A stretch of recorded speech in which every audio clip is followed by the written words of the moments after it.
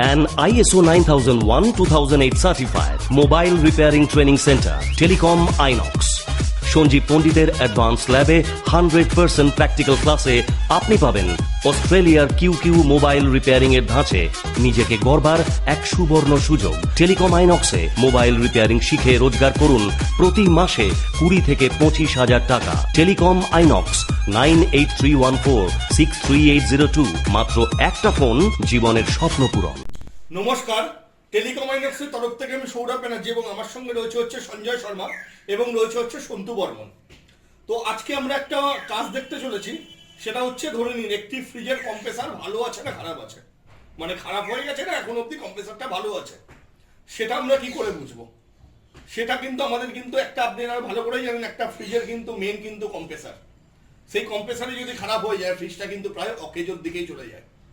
তো সেই ক্ষেত্রে আমাদের কিন্তু এটা কিন্তু জানা কিন্তু খুবই জরুরি যে একটা ফ্রিজের কম্প্রেসার ভালো আছে না খারাপ হয়ে গেছে, সেটা আমরা কি করে বুঝবো। চলুন এটা আজকে সন্তু আপনাদের দেখিয়ে দেবে। সন্তু চলো। প্রথমত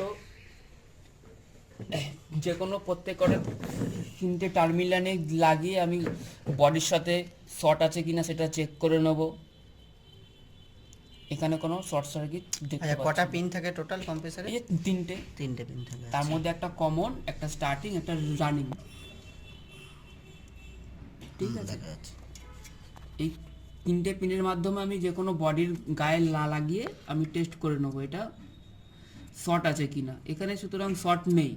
তো প্রথমে আমি মিডিলের যে ওপরের পয়েন্টটা হয় এটা হয় কমন, এই কমনের সাথে এবার স্টার্টিং রানিং আমরা চেক করে নেব।